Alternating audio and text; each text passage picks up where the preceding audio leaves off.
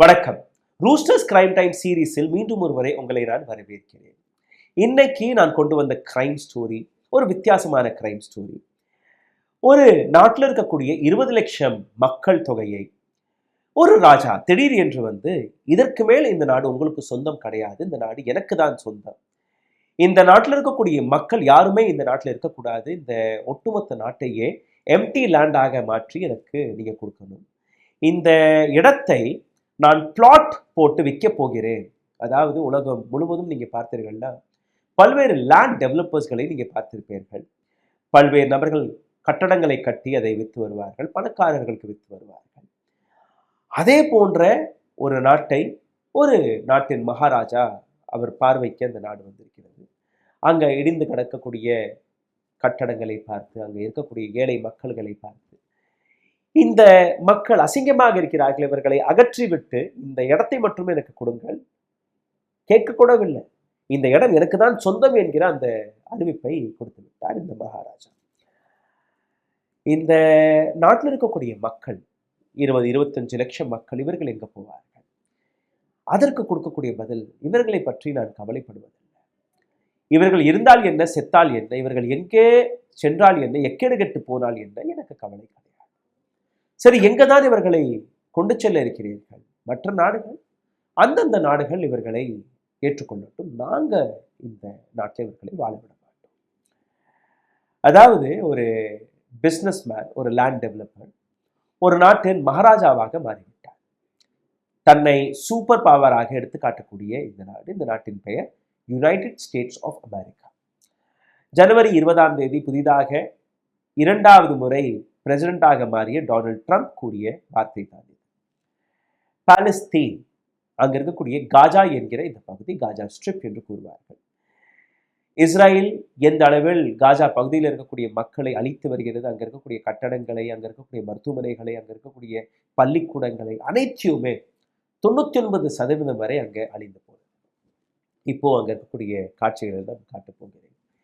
இந்த கதையை நீங்க நிச்சயமாக கேட்க வேண்டும். ஏன்னா இது வந்து ஒரு பாலிவுட் கதை போன்றுதான் இருக்கிறது, ஹாலிவுட் கதை போன்றுதான் இருக்கிறது. ஒரு ஸ்லம் ஏரியாவில் அங்க இருக்கக்கூடிய மக்களை அகற்றி ஒரு பிஸ்னஸ் மேன் எப்படி பணம் பார்க்க முன் வருவாரோ, எப்படி அங்க இருக்கக்கூடிய மக்களை கொன்று அரசியலை கைக்குள் போட்டு எப்படி வேணாலும் புல்டோசர் ஏற்றி அந்த இடத்தையே அகற்றி விட்டோம் என்றால் அந்த இடம் எனக்கு தான் சொந்தம். இப்போ மும்பையிலும் அப்படிதான் நடந்திருக்கிறது. மும்பையில் இருக்கக்கூடிய ஒரு மிகப்பெரிய ஸ்லம் ஏரியா, அது இன்னைக்கு அடானி கையிற்கு ஷிஃப்ட் ஆகிவிட்டது, டெவலப்மெண்ட் என்கிற பேர். சரி, இந்தியா போன்ற நாட்டில் அவர்களுக்கு ஏதோ உதவி எல்லாம் கிடைத்திருக்கிறது. ஆனால் இங்க இருக்கக்கூடிய மக்கள் எத்தனையோ ஜெனரேஷனாக தாத்தா பாட்டி காலத்திலிருந்து அங்கேயே வாழ்ந்து வரக்கூடிய நபர்கள், எவ்வளோ கஷ்டமாக இருந்தாலும், எவ்வளோ துக்கங்களாக இருந்தாலும், இதுதான் எங்களுடைய நாடு என்று அந்த நாட்டிலேயே வாழக்கூடிய இந்த மக்கள், அவர்களை இன்னைக்கு அமெரிக்காவின் புதிய பிரசிடென்ட் டொனால்ட் ட்ரம்ப் அங்கிருந்து விரட்ட இருக்கிறார். சரி, இந்த இடத்தை என்ன செய்ய போகிறீர்கள்? எப்படி இந்தியாவில் நீங்க விவசாய நிலத்தெல்லாம் அழிச்சு பிளாட்டாக போட்டு விற்று வருகிறீர்கள், அதே மாதிரி தான் நானும் இங்கே பண்ண போகிறேன். இங்கே நான் லக்ஸுரி பில்டிங்களை கட்டுவேன், பணக்காரர்களுக்கு ஹாஸ்பிட்டல்களை கட்டுவேன், புதிய பள்ளிக்கூடங்கள், புதிய ஏர்போர்ட் இங்கே வரும், மெட்ரோ ரயில் எல்லாம் இங்கே வரும், பெரிய பெரிய ஷாப்பிங் காம்ப்ளெக்ஸ், ஷாப்பிங் மால்ஸ் எல்லாம் நான் கட்ட போறேன். இந்த இடத்துல இருக்கக்கூடிய இந்த 20 லட்சம் மக்கள் மட்டும் எனக்கு தேவை. இவர்களுக்காக நான் எதுவுமே கட்ட போறதில்லை. இவர்கள் இந்த நாட்டிலிருந்து வெளியேற வேண்டும். இதற்கு மேல இந்த காசா ஸ்ட்ரிப் என்கிற இந்த இடம் அமெரிக்காவிற்கு சொந்தம் என்று கூறிவிட்டார் இந்த நபர். சரி, இப்போ உலக நாடுகள், அமெரிக்கா கூறிவிட்டது, உலக நாடுகள், யுஎன், யுனைடெட் நேஷன்ஸ் மற்றும் மற்ற நாடுகள் அனைவருமே அமைதியாக இருக்கிறார்கள். தன்னை சூப்பர் பவராக எடுத்து காட்டக்கூடிய இந்த கண்ட்ரி, இந்த நாடு, இன்டர்நேஷனல் ஆர்கனைசேஷன்ஸ்களாக இருக்கட்டும், யுஎனாக இருக்கட்டும், இன்டர்நேஷனல் லா அதை சார்ந்த ஆர்கனைசேஷன்களாக இருக்கட்டும், யாருமே வாயை திறக்கவில்லை. ஒரு சில நாடுகள் மட்டும் பேசியிருக்கிறார்கள். பாலஸ்தீன், அதாவது காசா என்கிற இந்த பகுதி, இந்த மேப்பை நீங்க பார்த்தால் உங்களுக்கு புரிய வரும். 41 கிலோமீட்டர் நீளம், 10 கிலோமீட்டர் அகலம். அமெரிக்கா டெக்ளேர் செய்து விட்டது, இது என்னுடைய சொத்து, இதற்கு மேல் யாருமே இதில் சொந்தம் கொண்டாடக்கூடாது. அதாவது அங்க இருக்கக்கூடிய மக்களை ஃபோர்ஸ்ஃபுல்லாக விரட்டி அடிக்கக்கூடிய இந்த கதை. இதனால் யாருக்கு லாபம் யாருக்கு நஷ்டம் என்கிற அந்த விஷயத்திற்கு நான் வருவேன். இதை பற்றி பல்வேறு வீடியோக்களை நானே போட்டிருக்கிறேன். என்னோட சேனலில் காசாவை பற்றின பல்வேறு வீடியோக்கள் இருக்கிறது. எதற்காக உலகம் அமைதியாக இருக்கிறது என்று நீங்கள் பார்த்தீர்கள்னா, ஒரு சிறிய பகுதி பாலஸ்தீனில் இருக்கக்கூடிய பகுதி, இதன் மீது எதற்காக அமெரிக்கா ஆசைப்படுகிறது அதையும் நீங்கள் புரிந்து கொள்ள வேண்டும். 1948ஆம் ஆண்டு இஸ்ரேல் என்கிற இந்த நாட்டை உருவாக்கினார்கள். இதற்கு முன்பு நீங்க பார்த்தீர்கள்னா இஸ்ரேல் மற்றும் பாலஸ்தீனர்களுக்கு நடுவே பல்வேறு பிரச்சனைகள் இருந்தது. ஒரு காலகட்டத்தில் ஒட்டுமொத்த பாலஸ்தீன், அங்க அகதியாக வந்த இஸ்ரேலிக்கள், அவர்கள் சரி பொழைச்சிட்டு போறாங்கன்னு உள்ள விட்டதற்கு பின்பு இன்னைக்கு இஸ்ரேலிக்கள் இந்த ஒட்டுமொத்த நாடே எங்களுக்கு தான் சொந்தம் என்கிற அந்த விஷயத்திற்கு வந்து விட்டார்கள். அதாவது ஒட்டுமொத்த பாலஸ்தீன் இப்போ எங்களுக்கு சொந்தம். இதுக்கு முன்பு நீங்க பார்த்தீர்கள்னா பிரிட்டிஷர்ஸ் கையில் இந்த நாடு இருந்தது. எப்படி வெளியே ஏறுறதுக்கு முன்னாடி இந்தியா பாகிஸ்தான் என்று பிரித்து சென்றார்களோ அதே போன்று பாலஸ்தீன் அண்ட் இஸ்ரேல் இந்த 2 நாடுகளை அவர்கள் பிரித்து சென்றார்கள். 6 டே வார் அங்கு நடந்தது. இஸ்ரேலி ஆர்மி பாலஸ்தீன் 29 கிராமங்களில் குண்டுகளை போட்டு பல்வேறு பிரச்சனைகள் அங்கு நடந்தது. முக்கால்வாசி அரபு நாடுகள் அங்க இன்னைக்கும் அமைதியாக தான் இருக்கிறார்கள். இந்த இடத்தில் ஷெல்டர் தேடி வந்த, அதாவது பல்வேறு அகதிகள் காசா என்கிற இந்த பெல்ட்டில் தான் வசிக்க தொடங்கி இருக்கிறார்கள். கிட்டத்தட்ட ஒரு 40 மில்லியன் நபர்கள் அங்கு இருந்திருக்கிறார்கள். அதாவது 40-45 லட்சம் மக்கள் அங்கு வசித்திருந்திருக்கிறார்கள். இப்போ நீங்க பார்த்தீர்கள்னா ஒரு சிறிய பகுதியில் 2.5 மில்லியன், அதாவது 25 லட்சம் மக்கள் வசிப்பதாக அங்க கணக்கு வெளிவருகிறது. இந்த இடத்தை பற்றி நீங்க பார்த்தீர்கள்னா உலகத்தில் மிக நெரிசலாக இருக்கக்கூடிய இந்த இடம், அதாவது மக்கள் தொகை அந்த அளவில் இருக்கிறது. ஒரு 40-41 கிலோமீட்டருக்குள்ள 25-20 லட்சம் மக்கள் வசித்து வருகிறார்கள். இந்த பகுதியில் நீங்க பார்த்தீர்கள்னா உலகத்திலேயே மிக ஏழையான மக்கள் வசித்து வருகிறார்கள். இந்த இடத்தில் மருத்துவமனை கிடையாது, பள்ளிக்கூடங்கள் கிடையாது, காலேஜ் கிடையாது, சாப்பிட உணவு கிடையாது, குடிக்க சுத்தமான தண்ணீர் கூட கிடையாது. காசாவுடைய ஹிஸ்டாரிக்கல் சிக்னிஃபிகன்ட்டை பற்றி நான் ஒரு வீடியோ போட்டிருக்கேன். அதற்கான ஐ பட்டனில் லிங்க் கொடுத்து விடுவேன், கீழேயும் நான் கொடுத்துருவேன். தனியாக நீங்கள் போய் பார்க்கலாம். ஈஜிப்ட் ஒட்டுமொத்த காசாவை கண்ட்ரோல் செய்து வந்தது. 6 நாட்கள் 1967ஆம் ஆண்டு ஒரு போர் நடந்தது. அதற்கு பின்பு இஸ்ரேல் ஒட்டுமொத்த காசா பகுதியை தன் கண்ட்ரோலில் எடுத்துக்கொண்டது. இந்த இடத்தில் நீங்கள் பார்த்தீர்கள்னா சி ரூட், ஏர் ரூட், லேண்ட் ரூட், அதாவது காசா ஸ்ட்ரிப்ட்க்கு போகக்கூடிய எந்த பாதையாக இருந்தாலும் அதற்கான கண்ட்ரோல், முழு கண்ட்ரோல் இஸ்ரேல் கையில் போய்விட்டது. அதாவது நீங்கள் ஒரு பறவையை கூட அந்த நாட்டுக்குள் பறக்க விட முடியாது, யாருமே வெளியேற முடியாது, யாருமே உள்ளே போக முடியாது. இஸ்ரேல் நினைத்தால் மட்டும்தான் நீங்கள் காசா பகுதிக்குள் போக முடியும், வெளியில் வர முடியும். இதை தாண்டி எதுவுமே செய்ய முடியாது. இது போன்ற அரசியல் பிரச்சனைகளில் ஹமாஸ் என்கிற ஒரு அமைப்பு உருவானது. யாசிர் அரஃபாத்தோடைய லீடர்ஷிப்பில் 2005ஆம் ஆண்டு வரை அங்கே இஸ்ராயலியோடைய கண்ட்ரோல் இருந்தது. மிகப்பெரிய அளவில் மக்களுடைய போராட்டம், தன்னுடைய நாட்டு மக்களும், அதாவது இஸ்ராயலிக்களை எதற்காக இவ்வளவு கொடுமைப்படுத்துகிறீர்கள் என்று கூறிய பின்பு ஒரு காலகட்டத்தில் இஸ்ராயலிக்கள் சரி 2005ஆம் ஆண்டு நாங்கள் தன்னுடைய ஆர்மியை, இராணுவத்தை வெளியேற்றுகிறோம், நீங்களே தன்னுடைய நாட்டை நடத்தி கொள்ளுங்கள், ஒரு இண்டிபெண்டாக ஒரு டெமோக்ராட்டிக் முறையில் இந்த நாடு நடக்க வேண்டும் என்கிற ஒரு முடிவை எடுத்தார்கள். அதே போன்று அங்கே ஒரு எலெக்ஷன் நடந்தது. எலெக்ஷனுக்கு பின்பு ஹமாஸ் என்கிற ஒரு அமைப்பு பொலிட்டிக்கல் விங்காக மாறி அந்த நாட்டுடைய அரசியலை, சாசனத்தை கையில் எடுக்கிறார். ஆனால் இஸ்ரேலின் ஆர்மி வெளியேறினால் கூட அந்த நாட்டுடைய இன்வால்வ்மெண்ட், அதாவது யார் உள்ள போகலாம், யார் வெளியில வரலாம், இது போன்ற பல்வேறு விஷயங்களை இப்பவும் அவர்கள் தான் கண்ட்ரோல் செய்திருந்தார்கள். 2005ஆம் ஆண்டு யாருமே அந்த நாட்டிலிருந்து வெளியேறக்கூடாது. அதை தாண்டி அந்த நாட்டுக்கு என்ன தேவை என்கிற விஷயமும் இவர்கள் தான் முடிவெடுக்கிறார்கள். சாதாரணமாக நீங்க பார்த்தீர்கள்னா 15,000 ட்ரக், 15,000 ட்ரக்ஸ் டெய்லி நெசசிட்டிஸ், பால், தண்ணீர், பெட்ரோல், பருப்பு, காய்கறி, பழங்கள், மாமிசம் எதுவா இருந்தாலுமே அந்த 40-45 லட்சம் மக்களுக்கு 15,000 ட்ரக் நிறைந்த அந்த பொருட்கள் தேவைப்பட்டது. இப்போ இஸ்ராயலி ஆர்மி இவர்களுடைய கொடுமை, வெறும் 2000 இல்லை 2500 ட்ரக்குகள் மட்டும்தான் அங்கே அனுமதிக்கப்பட்டது. அதாவது மக்களுக்கு தேவையான அத்தியாவசிய பொருட்கள் கூட அங்கே போய் சேரவில்லை. இதனால் என்ன நடக்கிறது, அங்கே அன்கண்டிஷனல் கிரைசிஸ் நடக்க தொடங்கிவிட்டது. அதாவது அங்கே இருக்கக்கூடிய மக்களில் 50% மக்கள் கையில் தான் உணவே இருந்தது. அந்த உணவு கூட எப்படி, வயிறு நிறைய உணவு கிடையாது. ஏதோ ஒரு 4 ரொட்டி சாப்பிடக்கூடிய இடத்தில் ஒரு ரொட்டி கிடைக்கலாம். ஒரு தட்டு சாதம் சாப்பிடக்கூடிய இடத்தில் 1/4 பங்கு அந்த சாப்பாடு கிடைக்கலாம். அவ்வளவுதான் அங்கே இருக்கக்கூடிய மக்களுக்கு கிடைத்த விஷயம். Gas, water, food, clothing, medicine எதுவாக இருந்தாலும் அங்கே போய் சேர்வதல்ல. அங்கே இருக்கக்கூடிய மக்கள் சரி இந்த நாட்டை விட்டாவது வெளியேறி விடலாம் என்று ஒரு முடிவை எடுத்தால் கூட வெறும் 50,000 நபர்கள் தான் வெளியேற முடியும். நீங்கள் இருந்தால் கூட எங்களுக்கு கவலை இல்லை, நீங்கள் இங்கே தான் இருக்க வேண்டும் என்கிற ஒரு ரெஸ்ட்ரிக்ஷனை போட்டார்கள். இது போன்ற ஒரு மிகப்பெரிய கொடுமையை பார்த்து வந்த காசா பகுதியை சார்ந்த நபர்கள் ஹமாஸ் அரசாங்கம் அக்டோபர் மாதம் 2023 திடீர் என்று ஒரு நாள் இஸ்ரேல் மீது தாக்குதலை தொடக்கிவிட்டார்கள். அதாவது எங்களுக்கு சுதந்திரம் வேணும், எங்களுக்கு மருத்துவமனை கிடையாது, பள்ளிக்கூடம் கிடையாது, காலேஜ் கிடையாது, சாப்பிட உணவு கிடையாது, மெடிசின்ஸ் கிடையாது, சுத்தமான தண்ணீர் கூட கிடையாது, எந்த விதமான சுதந்திரத்தை நீங்கள் 2005 எங்களுக்கு கொடுத்தீர்கள் என்று எங்களுக்கு தெரியவில்லை, நாங்கள் தன்னுடைய சுதந்திரத்திற்கு போராடுவோம். அதற்கு பின்பு இஸ்ரேல் நடத்திய தாக்குதலில் இன்னைக்கு நீங்கள் அந்த காசா பகுதியை பார்த்தீர்கள்னா 99% மருத்துவமனைகள் அளிக்கப்பட்டிருக்கிறது. 95லிருந்து 98% பில்டிங்ஸ், எந்த விதமான பில்டிங்காக இருந்தாலும் அந்த பில்டிங்குடைய நிலையை நீங்கள் பாருங்கள், அந்த நாட்டுடைய நிலையை நீங்கள் பாருங்கள்.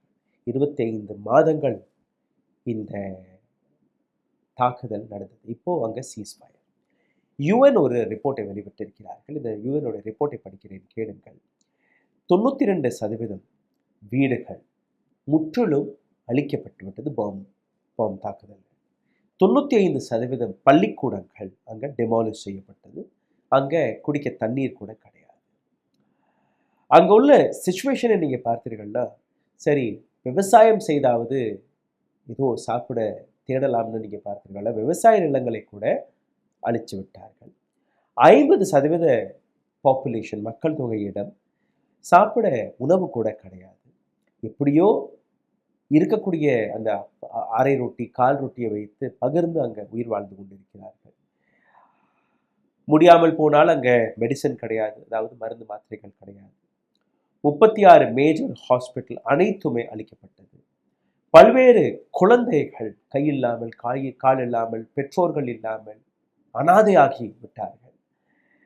இந்த இடத்தில் ஹங்கர், மால்நியூட்ரிஷன் இது போன்ற பல்வேறு பிரச்சனைகள் இருக்கிறது. கடந்த 25 மாதங்களில் கிட்டத்தட்ட 47,000 காசாவை சார்ந்த பாலஸ்தீனியர்கள் கொல்லப்பட்டிருக்கிறார்கள். இதையும் தாண்டி நீங்க பார்த்தீர்கள்னா 1,00,000க்கும் மேற்பட்ட நபர்கள் அந்த நாட்டை விட்டு எப்படியோ தப்பித்து ஓடி போனார்கள். 92% பில்டிங், காசாவில் இருக்கக்கூடிய பில்டிங் அனைத்துமே டிஸ்ட்ராய் செய்யப்பட்டிருக்கு. இது வந்து யுஎனுடைய ரிப்போர்ட். இஸ்ராயலிகள் ஹமாஸ் அல்ல காசா பகுதியில் இருக்கக்கூடிய நபர்களை மனிதராக கூட மதிப்பது கிடையாது. இது போன்ற சிச்சுவேஷனில் இஸ்ராயலி பல்வேறு நபர்களை இந்த தரப்பில் இருக்கக்கூடிய ஹமாஸை சார்ந்த நபர்களும் சிறை பிடித்து வந்தார். அப்போ ஒரு இஸ்ராயலி நபரை விடுவதற்கு 104 ஹமாஸை சார்ந்த நபர்கள் நீங்கள் விட்டீர்கள்னா நாங்கள் விடுவோம் என்கிற ஒரு ஒப்பந்தம். இப்போது சீஸ்ஃபயர் அங்கே நடக்கிறது. அங்கேருந்து ஒரு நபரை விடுவார்கள், இங்கிருந்து 104 நபர்களை அவர்கள் விடுவார்கள். அதாவது ஒரு ஹமாஸை சார்ந்த நபருக்கு பதிலாக 104 இஸ்ராயலியர்கள் அவர்களை நீங்கள் விட்டீர்கள் இந்த ஒப்பந்தம். இதெல்லாம் நடக்கும்போது இஸ்ராயலியன் பிரைம் மினிஸ்டர் பெஞ்சமின் நேட்டன்யாஹூ இவர் அமெரிக்கா செல்கிறார் ஒரு விசிட் இருக்கு, புதிய பிரசிடென்ட் டொனால்ட் ட்ரம்ப்பை சந்திப்பதற்காக.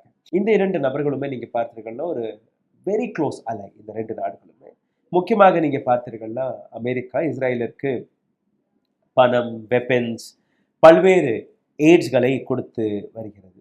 இந்த 2 நபர்களுமே சேர்ந்து ஒரு ஜாயிண்ட் பிரஸ் மீட்டை செய்தார்கள். அந்த ஜாயிண்ட் பிரஸ் மீட்டில் திடீர் என்று ட்ரம்ப் கூறிய வார்த்தை statement declaring that the US will take control of Gaza. இதற்கு மேல் காசாவுடைய ஒட்டுமொத்த கண்ட்ரோலும் யூஎஸ் எடுத்துக்கொள்ள இருக்கிறது. அதாவது டொனால்ட் ட்ரம்ப் அவருடைய வார்த்தையை நீங்க கேட்டீர்கள்னா, we will rebuild Gaza, construct new homes, hospitals, colleges, schools and develop the city. இந்த ஒட்டுமொத்த நாட்டையே நாங்க முதல்ல இருந்து உருவாக்க போகிறோம். அங்க காலேஜஸ், ஹாஸ்பிட்டல், ஸ்கூல், பெரிய பெரிய லக்ஸரி பில்டிங், வீடுகள், ரெசார்ட்ஸ்கள், இது எல்லாமே நாங்க கட்ட போகிறோம். ஆனால் யாருக்காக? புதிய காசா யாருக்காக? இங்க இருக்கக்கூடிய மக்கள் எங்க போவார்கள்? அவர்களை பற்றி எனக்கு எந்த விதமான கவலையும் கிடையாது. அதில் மெஜாரிட்டி ஆஃப் தெம் ஆர் வந்தேரிகள். அதனால் அவர்களை பற்றி நீங்க கவலைப்பட வேண்டாம். அவர்கள் வாழுவதே ஒரு நரக வாழ்க்கை தானே. அவர்களை வெளியேற்றி விடுங்கள். அமெரிக்கால வரக்கூடாது இவர்கள். ஈஜிப்டிற்கு ஒரு சில நபர்களை அனுப்பிவிடுங்கள். ஜார்டனுக்கு ஒரு சில லட்சம் நபர்களை அனுப்பிவிடுங்கள். இந்தோனேஷியா, அங்கேயும் சில நபர்களை நீங்க அனுப்பிவிடுங்கள். அதாவது அமெரிக்கா எங்க இருக்கிறது, காசா எங்க இருக்கிறது? இப்ப காசாவை நாங்க டேக் ஓவர் செய்கிறோம் என்று கூறக்கூடிய நபர் அங்க இருக்கக்கூடிய மக்களை ஜார்டன், ஈஜிப்ட் அண்ட் இந்தோனேஷியா போன்ற நாடுகளுக்கு அகதியாக அனுப்பிவிடுங்கள் என்று கூறக்கூடிய நபர். அதாவது இவர் செய்யக்கூடிய இந்த டெவலப்மெண்ட், இந்த ரியல் எஸ்டேட்டை பொறுத்தவரையில் டொனால்ட் ட்ரம்ப்பும் ரியல் எஸ்டேட் கிங்காக இருக்கிறார். அவருடைய ட்ரம்ப் ஹவுஸ், ட்ரம்ப் டவர், இன்னும் சொல்ல போனால் இந்தியாவிலும் ஒரு ட்ரம்ப் டவர் இருக்கிறது, குர்காவில் இருக்கிறது, டெல்லி என்சிஆர். ரியல் எஸ்டேட்டில் கொடிகட்டி பறக்கக்கூடிய இந்த நபர். அதாவது ஒரு நாட்டையே ஒரு பிளாட்டாக பார்க்கக்கூடிய ஒரு பிரசிடென்ட்டை நீங்கள் பார்த்து வரீங்க. காசாவை ஒரு ரியல் எஸ்டேட் ப்ராஜெக்டாக பார்க்கக்கூடிய டொனால்ட் ட்ரம்ப் அங்கே லக்ஸரி பில்டிங்களை கட்டி பெரிய பெரிய பணக்காரர்களுக்கு விற்க போறாராம். இங்கே இருக்கக்கூடிய original citizens, nationals of Gaza, அவர்களுக்கு இடம் கிடையாது. இந்த அழகான புதிய நாட்டை நாங்கள் பணக்காரர்களுக்கு மட்டுமே உருவாக்கப் போகிறோம் என்று ஒரு ஸ்டேட்மெண்ட்டை கொடுத்திருக்கிறார். அரபு நாடுகள் அவர்கள் என்ன செய்வார்கள்? வெஸ்டர்ன் நாடுகளில் இருக்கக்கூடிய நபர்கள் அவர்கள் எல்லாம் இங்கே வரலாம். ஆனால் இங்கே இருக்கக்கூடிய பாலஸ்தீனர்கள் மட்டும் இங்கே இருக்கக்கூடாது. இஸ்ரேலின் பிரைம் மினிஸ்டர் பெஞ்சமின் நேட்டன்யாஹூ அப்படியே குதிக்கிறார். எவ்வளோ பெரிய ரெவல்யூஷனரியான ஒரு ஐடியா இது. அதாவது பாலஸ்தீனர்கள் இருக்க மாட்டார்கள், ஒட்டுமொத்த நாடு எங்களுக்கு சொந்தம், அமெரிக்கா இன்னும் எங்களுக்கு பணம் கொடுக்கும், இந்த நாட்டை நீங்க எடுத்துக்கோங்க, இந்த நாட்டை உங்களுக்கு நாங்க விற்கிறோம், நீங்களே அகதியாக அந்த நாட்டுக்கு வந்தீர்கள் பாலஸ்தீனுக்கு, இப்போ ஒட்டுமொத்த இந்த நாடே எங்களுக்கு சொந்தம் என்று சொந்தம் கொண்டாடினீர்கள், அந்த நாட்டில் பூர்வீகமாக இருந்த நபர்களை நீங்க மிருகம் போன்று ட்ரீட் செய்தீர்கள், இப்போ அவர்கள் வசித்து வரக்கூடிய அந்த நரகத்தை கூட நீங்க அவர்களுக்கு கொடுக்கவில்லை. இது எந்த விதத்தில் நியாயம் என்று எனக்கு தெரியவில்லை. கிரைம் உலகத்தில் என்னெல்லாம் நடக்கிறது என்று நீங்க பாருங்கள். ஒரு இண்டிபெண்டான ஒரு சொவரியன் நாடு, அதாவது ஒரு டெமோக்ராட்டிக் நாடு, அந்த நாட்டில் தேர்தல் முறைப்படி ஒரு ஹமாஸ் என்கிற அமைப்பு அங்கு அரசாங்கத்தை நடத்தி வந்தால் கூட அவர்களுக்கு கிடைக்கக்கூடிய எந்த சலுகையுமே அவர்கள் கொடுக்கவில்லை, அவர்கள் கிடைக்கக்கூடிய எந்த சுதந்திரத்தையும் அவர்கள் கொடுக்கவில்லை, அதிகாரத்தையும் கொடுக்கவில்லை, உரிமையும் கொடுக்கவில்லை. இப்போ புதிதாக powerful businessman come politician Trump இந்த நாடு எங்களுக்கு சொந்தம் என்று சொந்தம் கொண்டாட தொடங்கிவிட்டார். இதற்கு எதிராக ஒரு சில நாடுகள், ஆப்வியஸ்லி ஜார்டன், இந்தோனேஷியா, இது போன்ற நாடுகள், ஏன்னா அங்கதானே இவர் அனுப்ப கூறியிருக்கிறார், அதனால் அந்த நாடுகள் எதிர்ப்பை தெரிவிக்கிறார்கள். ஸ்பெயின் போன்ற நாடு எதிர்ப்பை தெரிவித்திருக்கிறது, பிரான்ஸ் இதை எதிர்ப்பு தெரிவித்திருக்கிறது. எப்படி ஒரு சாவரின் நாட்டை தனக்கு சொந்தமான நாடாக நீங்க கொண்டாட முடியும் என்கிற விஷயம். இப்போ உலக நாடுகள் இதை எப்படி பார்க்கிறது அதையும் நீங்க பாருங்கள். முக்கியமாக சவுதி அரேபியா போன்ற நாடு ஏற்கனவே அமெரிக்கா கையில் தன்னுடைய அனைத்து எண்ணெய் கிணறுகள் அதனுடைய பாதுகாப்பு எல்லாம் கொடுத்து விட்டார்கள். அதாவது அமெரிக்கா இல்லை என்றால் சவுதி அரேபியா எதுவுமே கிடையாது என்கிற ஒரு விஷயம். அவர்கள் இந்த ஒட்டுமொத்த விஷயத்தில் ஒரு வார்த்தை கூட பேச மாட்டார்கள்.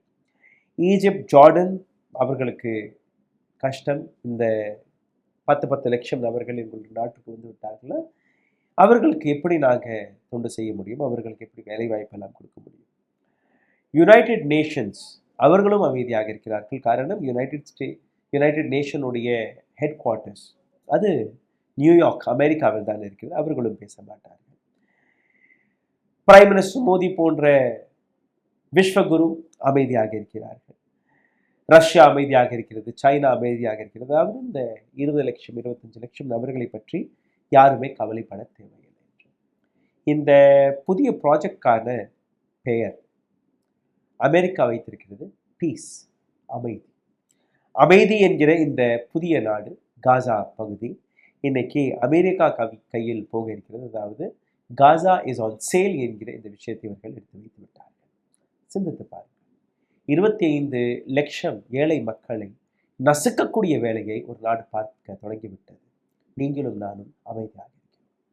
இந்த கதை அல்ல, இது உண்மை. உண்மையிலேயே நடக்கப் போகக்கூடிய ஒரு விஷயம்.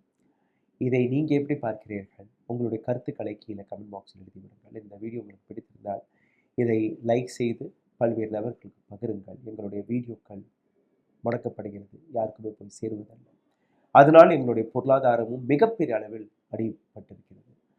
மாதத்திற்கு ஒரு 200லேருந்து ஒரு $300 தாண்டி எங்களால் சம்பாதிக்க முடியவில்லை. இவ்வளோ பெரிய ஆர்கனைசேஷன், பல்வேறு நபர்களுக்கு நாங்கள் சம்பளம் கொடுக்கணும், வாடகை இருக்கிறது, பல்வேறு விஷயங்கள் இருக்கிறது. இந்திய பண மதிப்புப்படி நீங்கள் பார்த்தீர்கள்னா ஒரு 30,000 ரூபாயை நாங்கள் தாண்டுவதில்லை.